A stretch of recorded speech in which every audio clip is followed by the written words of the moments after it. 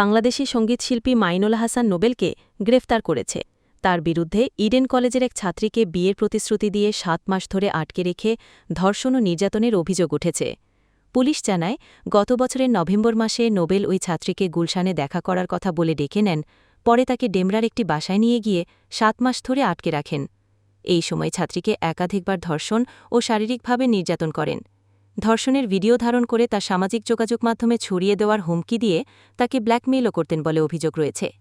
Police জানায়, তারা অভিযোগ পাওয়ার পর তদন্ত শুরু করে এবং সোমবার রাত ২টা থেকে ডেমরা স্টাফ কোয়ার্টার এলাকা থেকে নোবেলকে গ্রেফতার করে। মামলার এজাহারে বলা হয়েছে, নোবেল ছাত্রীটির মোবাইল ফোন ভেঙে ফেলেন এবং তাকে বাসা থেকে বের হতে দিতেন না। এছাড়া তার অজ্ঞাতনামা সহযোগীদের সহায়তায় ছাত্রীটিকে আটকে রাখা হয়। নোবেলের আগেও বিভিন্ন বিতর্কে জড়িয়েছেন। ২০১৯ সালে তিনি সালসাবিল মাহমুদকে বিয়ে করেছিলেন, কিন্তু মাদকাসক্তির কারণে সেই সংসার টেকেনি। ২০২৩ সালে কুড়িগ্রামে একটি অনুষ্ঠানে উচ্ছৃঙ্খল আচরণের মুখে পড়েন। এছাড়া ২০২৩ সালেই প্রতারণার অভিযোগে তাকে নির্বাসিত করা হয়েছিল। এই ঘটনার পর সামাজিক যোগাযোগ মাধ্যমে ব্যাপক প্রতিক্রিয়া দেখা গেছে।